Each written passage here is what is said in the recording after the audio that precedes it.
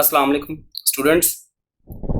तो आज हम स्टार्ट करने जा रहे हैं पीएमसी का यूनिट नंबर 4 जिसका नाम है वेव्स, जो हमारी बुक का चैप्टर नंबर 7 और 8 बनता है। इसमें हम लोग पहले 7 पढ़ेंगे। टॉपिक है वाइब्रेटरी मोशन। वाइब्रेटरी मोशन जिसे हम लोग ऑसिलेटरी मोशन भी बोलते हैं। ऑसिलेटरी मोशन होती क्या है? To and fro motion about a fix point. इसमें एग्जांपल क्या आती हैं ऑसिलेटरी मोशन में? सिंपल पेंडुलम,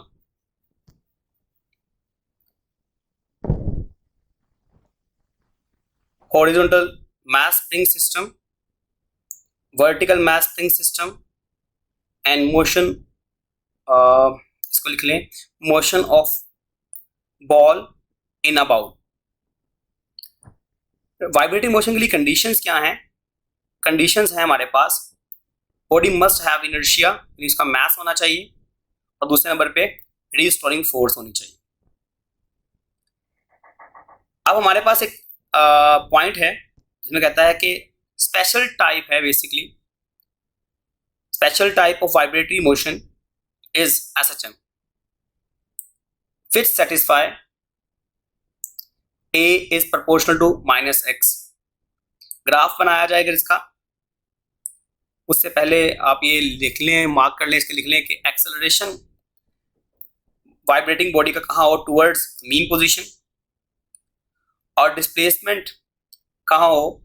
डिस्प्लेसमेंट टुवर्ड्स हो एक्सट्रीम पोजीशन। ठीक है बेटा। ग्राफ होता है बिटवीन ए और एक्स। यहाँ पे ए लिख लें, यहाँ माइनस ए, यहाँ एक्स, यहाँ माइनस एक्स। तो बेटा हमारे पास बनेगा सेकंड और फोर्थ क्वाड्रेंट में। अब बनेगा सेकंड और फोर्थ क्वाड्रेंट में।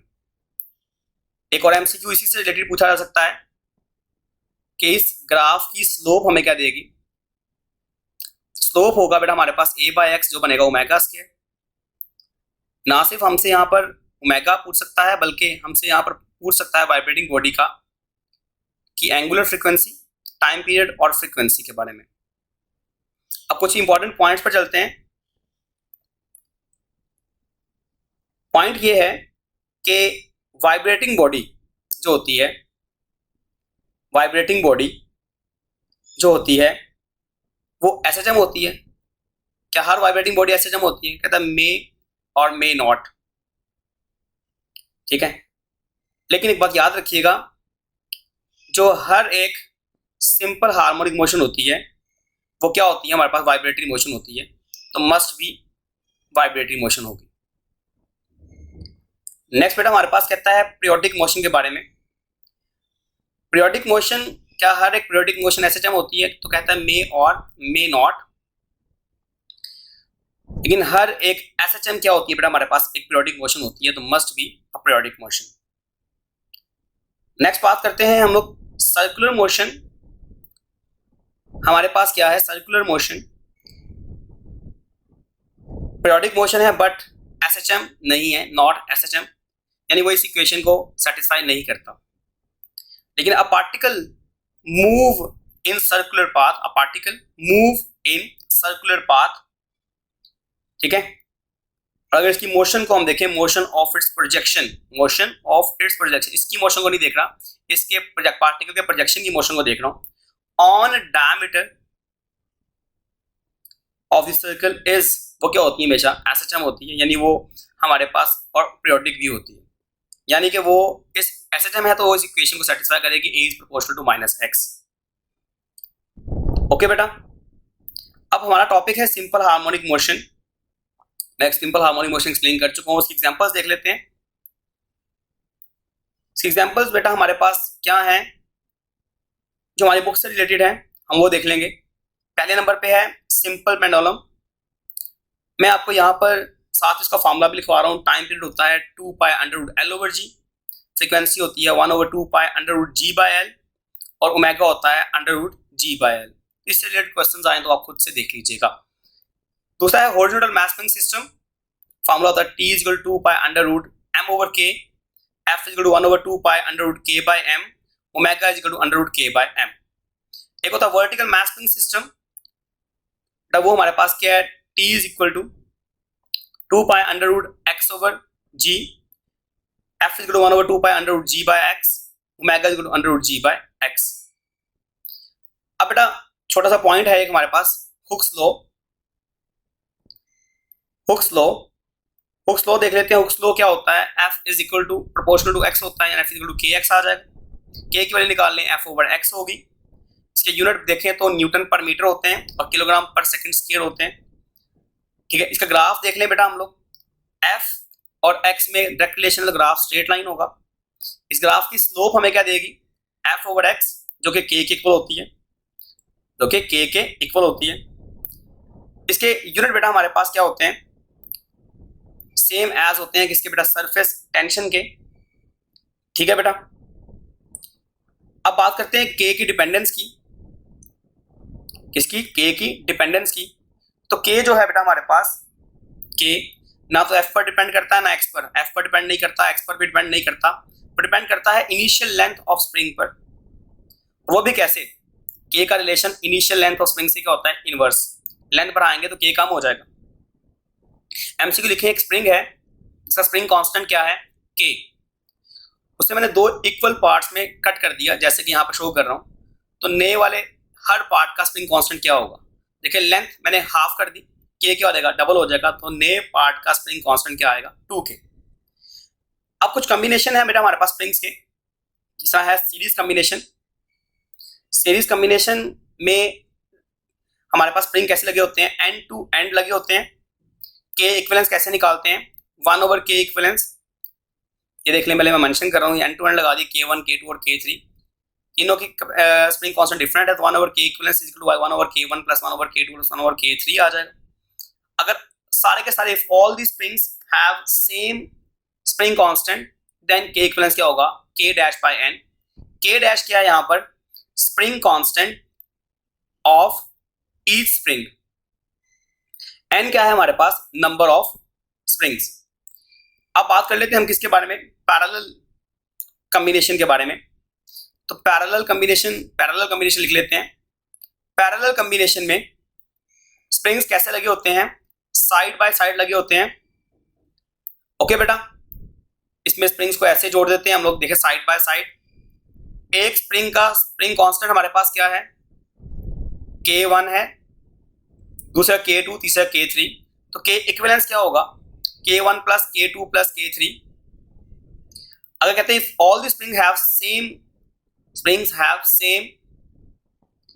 Spring constant k, then k dash किसके इक्वल है, k इक्विवेलेंस किसके इक्वल आएगा, n टाइम्स k के इक्वल आ जाएगा। ये दोनों आप लोग अच्छे तरीके से याद कर लें। नेक्स्ट बेटा हमारे पास है कुछ एमसीक्यूज, देख लेते हैं। कॉम्बिनेशन कुछ इस तरह से है कि हमारे पास एक स्प्रिंग है 18 न्यूटन पर मीटर, स्प्रिंग कांस्टेंट का मैथ लगा दिया, फिर एक स्प्रिंग लगा दिया और दूसरी तरफ से उसको हमने बाउंड कर दिया। जैसे कि मैं यहाँ पे 18 न्यूटन पर मीटर लिख रहा हूँ, यहाँ 20 न्यूटन पर मीटर लिख रहा हूँ, और मैथ लिख रहा हूँ बेटा मैं यहाँ पर 25 किलोग्राम। क्वेश्चन क्या पूछ सकता है हमसे वहां पर, ये पूछ सकता है कि टाइम पीरियड क्या होगा, फ्रीक्वेंसी क्या होगी, एंगुलर फ्रीक्वेंसी क्या होगी, के इक्विवेलेंस क्या होगा। ये ठीक है बेटा। इसी कॉम्बिनेशन को ऐसे भी ड्रॉ कर सकते हैं कि 80 न्यूटन मीटर, मैं दूसरे वाले रिजल्ट को पॉइंट को भी एंड पॉइंट को भी यहाँ ले आया। तो देखिए अब ये किस तरह से हैं, ऊपर कॉम्बिनेशन में सीरीज लग रहा था, यहाँ पे किस तरह से है, पैरेलल है। इसका मतलब ये हुआ कि असल में ये किस तरह है, पैरेलल है। तो के इक्विवेलेंस कैसे निकालेंगे, k1 प्लस k2, k1 कितना है हमारे पास 80, k2 कितना है 20, आंसर आ जाएगा 100 न्यूटन पर मीटर। ओमेगा निकाल लेते हैं, under root k by m, k कितना है 100, m कितना है 100, k 100 है, m कितना है 25, कटिंग करेंगे तो 4 आएगा, आंसर 2 रेडियन पर सेकंड आ जाएगा। टाइम पीरियड क्या होता है हमारे पास, टाइम पीरियड का फॉर्मूला लिखें, t is equal to 2 pi under root m by k। तो आप वैल्यू पुट करें m की 25, k की 100, आंसर कितना आएगा बेटा हमारे पास 2 पाई 5/10 और पाई सेकंड आंसर आ गया। फ्रीक्वेंसी निकाल लेते हैं, मान लो 2 पाई अंडर रूट क्या होगा k बाय m, मान लो 2 पाई अंडर रूट k कितना है 100, m कितना 25, कटिंग किया 4 आया, तो 1/2 इंटू 2 से कैंसिल हो गया, 1/π हर्ट्ज आंसर आ गया।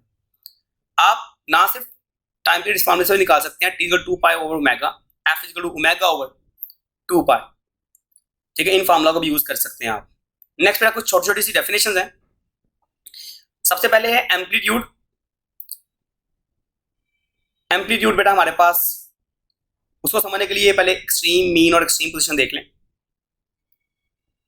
ठीक है, एम्पलीट्यूड बेटा हमारे पास क्या होता है, मैक्सिमम एम्पलीट्यूड होता है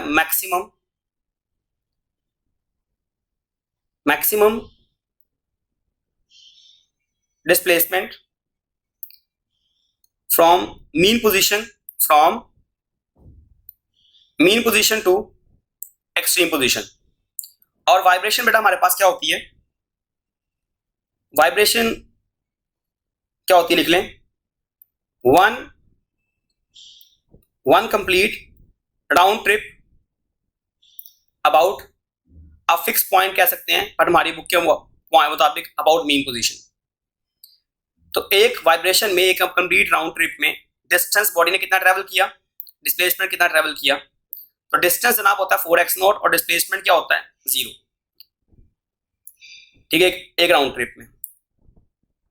अब एक छोटा सा आपको पॉइंट बता देता हूं, याद रखिएगा, अगर हमारे पास वाइब्रेटिंग मोशन में डिस्टेंस किसके इक्वल आ जाए, इवन मल्टीपल ऑफ एम्पलीट्यूड आ जाए, तो डिस्प्लेसमेंट हमेशा 0 होगा। अब करके देख लीजिएगा, सही है बेटा। और अगर ऑड मल्टीपल ऑफ x0 आ जाए तो हमेशा x0 के इक्वल एम्पलीट्यूड आएगा और डिस्प्लेसमेंट आएगा। 2.5 वाइब्रेशंस के लिए डिस्टेंस भी निकालना है आप लोगों को, डिस्प्लेसमेंट भी निकालना है, खुद कीजिएगा। टाइम पीरियड बेटा हमारे पास क्या होता है, टाइम पीरियड होता है time taken by vibrating body to complete, time taken by vibrating body to complete one vibration, उसे टाइम पीरियड बोलते हैं। ठीक है, छोटा सा पॉइंट याद रखें, time taken by vibrating body to go from mean position to extreme position, याद रखिएगा, T/4 होता है। इसी तरह time taken by vibrating body to go from extreme position to mean position पूछे तो वो भी T/4 ही है। छोटे से एमसीक्यूज हैं इसके बारे में, कहता है if vibrating body has time period 2 second then time taken by vibrating body to go from mean position to extreme position कह दे या extreme position to mean position कह दे। सवाल एक ही पूछा है, T इक्वल टू पूछा है T/4, कैपिटल T2 दिया हुआ नीचे 4, आंसर 0.5 सेकेंड आ जाएगा। नेक्स्ट एमसीक्यू देख लेते हैं इसी से रिलेटेड। क्वेश्चन कुछ ये है, time taken by vibrating body to go from mean position to extreme position is 10 second, then frequency will be. अब आप पहले टाइम पीरियड निकाल लें, T दिया हुआ है, T/4 हमें दिया हुआ है, mean to extreme, T/4 equal to 10 second है, तो T कितना आ जाएगा 40 सेकेंड। फ्रीक्वेंसी निकाल लेते हैं, 1/T होती है, 1/40 आ जाएगा, 1/4 0.25 है, 1/40 0.025 होगा हर्ट्ज। फ्रीक्वेंसी बेटा हमारे पास क्या होती है, फ्रीक्वेंसी होती है number of vibration in 1 second. और इसके लिए फॉर्मूला है F is equal to 1/T या F into T is equal to बेटा हमारे पास क्या है 1, जो कि कांस्टेंट होता है। या इसके पहले यूनिट देख लेते हैं जो कि होते हैं हर्ट्ज, वाइब्रेशन पर सेकंड या साइकिल पर सेकंड। एंगुलर फ्रीक्वेंसी क्या होती है, ये रिलेट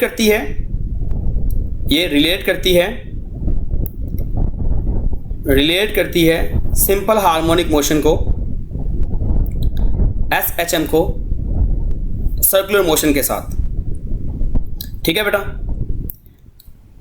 ओमेगा का फॉर्मूला क्या होता है 2π/T या इसे 2πf भी बोलते हैं। अमूमन आ जाता है ओमेगा और टाइम पीरियड वाला प्रोडक्ट 2π होता है जो कि कांस्टेंट है, ओमेगा और फ्रीक्वेंसी का रेशो 2π होता है जो कि कांस्टेंट है। अब अगर हम बात करें SHM और रिलेट करने की, तो सर्कुलर मोशन मस्ट भी यूनिफॉर्म होनी चाहिए, और इसके अलावा पॉइंट क्या होने चाहिए कि radius of circle amplitude of vibrating body के इक्वल होना चाहिए।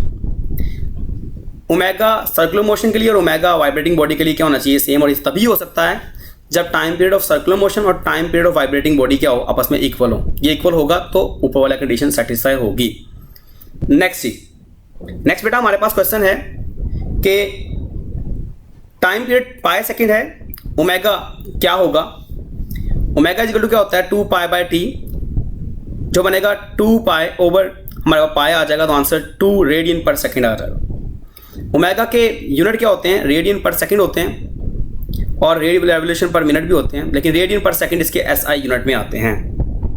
ओके जी, नेक्स्ट क्वेश्चन है बेटा हमारे पास, एक फिर एमसीक्यू देख लें। If a vibrating body make 20 revolutions या vibrations in 2.5 second, then frequency will be. चाहे तो फ्रीक्वेंसी पूछ ले, चाहे टाइम पीरियड पूछ ले। फ्रीक्वेंसी का फॉर्मूला होता है number of vibration divide by given time, total time. Given time लिख लें, बनेगा 20 ओवर 2.5, पॉइंट खत्म किया, ऊपर 10 आ गया, 200 बाय 25 ये आता है 8 हर्ट्ज इज द आंसर। अब हम बात करते हैं एक वाइब्रेशन की। For one vibration when motion start from mean position, तो थीटा बेटा हमारे पास 0 डिग्री है, 90 डिग्री है, 180 है, 270 है, 360 डिग्री है। थीटा को रेडियन ले 0, pi by 2, pi 3 pi by 2 और 2 पाई। वन वाइब्रेशन की बात कर रहे हैं। टाइम कितना होगा 0, टी बाय ये पूरा टी हो गया, फिर टी बाय 4 आएगा, फिर t by 180 by t by 2 हो जाएगा, फिर 3 टी बाय 4 आ जाएगा एक वाइब्रेशन के लिए। यदि एक्स हमारे पास, एक्स की वैल्यू इंस्टेंटेनियस डिस्प्लेसमेंट मीन पर 0, एक्सट्रीम पर x0, फिर मीन पर 0, फिर एक्सट्रीम पर x0, फिर मीन पर 0। वेलोसिटी मीन पे मैक्सिमम, एक्सट्रीम पे 0, मीन पे मैक्सिमम, एक्सट्रीम पे 0, फिर मीन पे मैक्सिमम। एक्सेलरेशन अगर x0 तो a0, x पॉजिटिव मैक्सिमम तो एक्सेलरेशन नेगेटिव मैक्सिमम, सिमिलरली ऐसे चलता जाएगा। यहाँ पर मीन पोजीशन है, यहाँ पे एक्सट्रीम, यहाँ पे फिर मीन पोजीशन, यहाँ पे फिर एक्सट्रीम पोजीशन, यहाँ पे फिर से मीन पोजीशन। जी ठीक है बेटा। अब ग्राफ देख लेते हैं बेटा। 3 तरह के ग्राफ देखेंगे बेटा हम यहाँ पर। एक है बेटा डिस्प्लेसमेंट वर्सेस टाइम ग्राफ, या थीटा भी कह सकते हैं आप। डिस्प्लेसमेंट वर्सेस टाइम ग्राफ या थीटा, ये 3 तरह के ग्राफ बना लेता हूँ, 1, 2 और ये 3। ठीक है बेटा। अब देखें ज़रा, जो पहला ग्राफ बनाते हैं वो हम बना लेते हैं between x and time, theta भी कह सकते हैं इसमें। दूसरा v और टाइम में, तीसरा a और टाइम में। चूँकि मीन पोजीशन पे x0 था तो हम लोगों ने ग्राफ x0 से स्टार्ट किया, और ये वन वाइब्रेशन की बात करते हैं तो मैं एक साइकिल ले लेता हूँ यहाँ पर, बस ये बनेगा, ये साइन कर्व होती है। वी में शुरू में ही मीन पोजीशन वेलोसिटी क्या होती है, मैक्सिमम। टाइम तो सेम है, इसलिए नीचे ले आए लाइंस को। अब वेलोसिटी शुरू में बेटा हमारे पास बताओ क्या होगी, मैक्सिमम। तो इसका ग्राफ कहाँ से स्टार्ट होगा बेटा हमारे पास, ग्राफ इसका शुरू से ही मैक्सिमम से स्टार्ट होगा। तो देखें ग्राफ कुछ ये बनेगा, कुछ इस तरह से पॉइंट्स आएंगे। ग्राफ देखें कुछ ये बनेगा हमारे पास। ठीक है, तो x और xt और vt ग्राफ में फेज डिफरेंस 90 डिग्री का होगा। एक्सेलरेशन और x का इन्वर्स डायरेक्ट रिलेशन था, लेकिन माइनस के साथ था, तो इसलिए नीचे पीक आएगी एक्सेलरेशन की। ये जो बातें बताई हैं इन्हीं पर MCQ क्या है। MCQ है बेटा हमारे पास phase difference between xt graph and vt graph बेटा हमारे पास क्या होता है, तो ऊपर आप देख चुके हैं वो 90 डिग्री होता है। इसी तरह से phase difference between vt graph, xt graph and at graph बेटा हमारे पास कितना होता है, वो 180 डिग्री होता है। Phase difference between vt graph and at graph, ये आपने खुद से देख के बताना है। at ग्राफ खुद से देख के बताना है वो क्या होता है, मुझे कमेंट में बताइएगा। नेक्स्ट बेटा हमारे पास कुछ हमने ऊपर बोला वेलोसिटी मैक्सिमम, एक्सेलरेशन मैक्सिमम, तो हम उनको याद कर लेते हैं, उनको देख लेते हैं। मैक्सिमम वेलोसिटी क्या होती है, होती है v naught is equal to x naught omega, जिसे 2 pi by t into x naught भी कहते हैं, या 2 pi f into x naught भी कहते हैं। मैक्सिमम एक्सेलरेशन क्या होता है, omega square x naught. MCQ देख लेते हैं।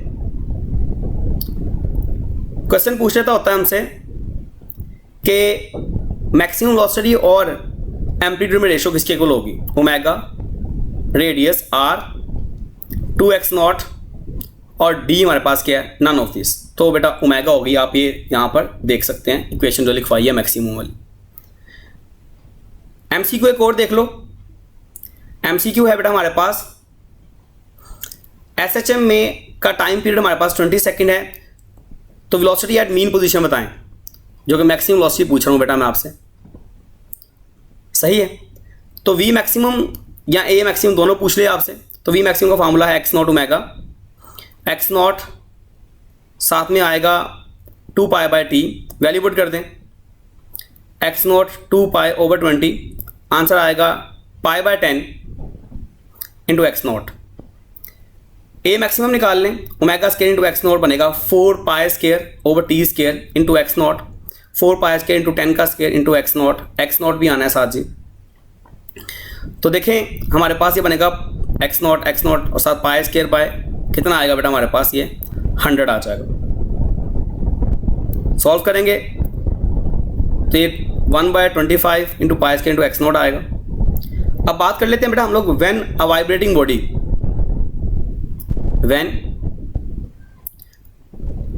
अ वाइब्रेटिंग बॉडी देख लें, when a vibrating body start its motion from mean position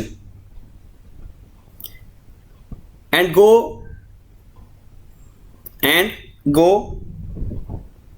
from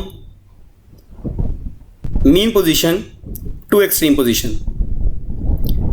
कर देते हैं कि बॉडी मीन पोजीशन से कहाँ जा रही है, एक्सट्रीम पोजीशन।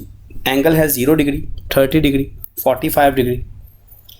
ठीक है बेटा, सही है, 60 डिग्री, 90 डिग्री। और बॉडी कहाँ से कहाँ पर आ रही है, मीन पोजीशन से एक्सट्रीम पोजीशन की तरफ जी। ठीक है बेटा, तो थीटा को हम लोग रेडियन में भी लिख लेते हैं। थीटा इज इक्वल टू क्या है, 0 pi by 6 radian, pi by 4 radian, pi by 3 radian, pi by 2 radian. T की वैल्यू 0 मीन से एक्सट्रीम तक t/4 होती है, 0 से t/4, दरम्यान में t/12 आएगा, t/8 आएगा और t/6 आएगा। ये याद कर लीजिएगा। ठीक है बेटा, अब डिस्प्लेसमेंट बेसिकली निकालना है, इंस्टेंटेनियस डिस्प्लेसमेंट। x का फार्मूला हमारे पास क्या होता है, x naught sine of theta. तो अगर एंगल 0 है, साइन ऑफ 0 होगा, साथ ही आएगा एक्स नॉट। अगर एंगल π/6 है, अगर एंगल π/6 है तो साथ क्या आएगा, साइन π/6 पर होता है 1/2 एक्स नॉट आ जाएगा। फिर आगे देखें π/4 है तो ये 1/√2 होता है, साथ एक्स नॉट आ जाएगा। साइन π/3 पर क्या होता है, √3/2 होता है, √3/2 ओवर एक्स नॉट आ जाएगा। साइन 90 पर 1 होता है तो यहाँ पर आ जाएगा 1 इंटू एक्स नॉट। अब बात कर लेते हैं वेलोसिटी की, तो जस्ट आप रिवर्स कर दें डिस्प्लेसमेंट वाले को और एक्स नॉट की जगह वी नॉट लगा दें। 1 into v naught, √3/2 into v naught, 1/√2 into v naught, 1/2 into v naught और साथ 0 इंटू वी नॉट आ जाएगा। तो वाकई एक्सट्रीम पोजीशन पर वेलोसिटी 0 ही होती है। पोटेंशियल एनर्जी निकाल लेते हैं, उसको भी ऊपर के रेफरेंस से याद कर सकते हैं। 0 का स्क्वायर ले लें, साथ में टोटल एनर्जी लिखते हैं, 0 ही आएगा, 0 टाइम्स टोटल एनर्जी। 1/2 का स्क्वायर ले लें और साथ में यहाँ लिख दें 1/4, साथ में क्या आएगा, टोटल एनर्जी। 1/√2 का स्क्वायर ले लें, क्या आएगा, 1/2 of total energy, total energy लिख लें। √3/2 का स्क्वायर ले लें, साथ में लिख लें 3/4 ऑफ टोटल एनर्जी, यानी इस डिस्प्लेसमेंट पर पोटेंशियल एनर्जी ये होगी। 1 का स्क्वायर ले लें, साथ में लिख लें 1 टाइम्स टोटल एनर्जी जी। ठीक है बेटा, टोटल एनर्जी। अगर आपने काइनेटिक एनर्जी याद करनी है तो जस्ट पोटेंशियल एनर्जी की वैल्यूज़ को रिवर्स करना है आपने, उन वैल्यूज़ को इधर ले आए। 1 times total energy, 3/4 of total energy half of total energy, 1/4 of total energy और 0 इंटू टोटल एनर्जी। लेकिन टोटल एनर्जी जो सी होती है बेटा हमारे पास वो हमेशा क्या होती है, रिमेन्स कांस्टेंट, वो चेंज नहीं होती। ये सारे जो मैं टेबल बनाया है ये तब वैलिड है जब मोशन स्टार्ट कहाँ से होगी, फ्रॉम मीन पोजीशन। ये बेटा कुछ इंपॉर्टेंट फार्मूलाज लिख रहा हूँ मैं। फार्मूलाज हमारे पास हैं क्या, इंस्टेंटेनियस डिस्प्लेसमेंट का फार्मूला है x equal to x naught sine of theta या x equal to x naught sine of omega t, v is equal to omega square root of x naught square minus x square, a is equal to minus omega square into x. ये instantaneous values हैं displacement की, velocity की, acceleration की, किसकी, SHM की। चलिए potential energy को भी देख लेते हैं। पोटेंशियल एनर्जी क्या होती है, एट एनी इंस्टेंट हाफ के एक्स स्क्वायर। काइनेटिक एनर्जी होती है हाफ के x naught square, 1 minus x square over x naught square. Total energy हमारे पास क्या होती है, जैसे कि पहले भी बताया था, हाफ के एक्स नॉट स्क्वायर, और ये हमेशा कांस्टेंट रहती है, डिपेंड करती है एम्पलीट्यूड के स्क्वायर पर। जी बेटा ठीक है। अब आगे देखें बेटा, MCQ देख लेते हैं। Time taken by body to go from mean position to half of amplitude. x का फॉर्मूला कौन सा लगेगा भाई, ये जो हमारे पास x naught sine of theta लगेगा, जिसे x naught sine of omega t बोलते हैं। ये फार्मूला कब लगता है हमारे पास, जब बॉडी की मोशन स्टार्ट हो फ्रॉम मीन पोजीशन। x दिया हुआ x naught by 2, value put कर दी, x नॉट से कैंसिल हो गया, साइन इनवर्स 1/2 आ गया, ओमेगा टी आ गया। साइन इनवर्स 1/2 π/6 पर होता है, ओमेगा 2π/t है और साथ में स्मॉल t आ जाएगा। मल्टीप्लाई करवाया तो आंसर कितना आ गया, t का कैपिटल T/12, जो कि मैंने आपको पढ़ाया हुआ है पीछे कि x naught by under root x naught by 2 होगा तो टाइम ये होगा। ये सब बातें जो मैंने बताई हैं ये मीन पोजीशन की थी। अगर मोशन स्टार्ट हो फ्रॉम एक्सट्रीम पोजीशन तो तब बेटा हमारे पास x इज इक्वल टू क्या होता है, x not cause of omega T. और जो मैंने ये वाला फॉर्मूला लिखवाया था वो था व्हेन मोशन स्टार्ट फ्रॉम क्या है, मीन पोजीशन। ठीक है, एक क्वेश्चन आपने खुद करना है घर से। क्वेश्चन क्या है कि time taken by vibrating body to go from extreme position to half of amplitude. खुद कीजिएगा।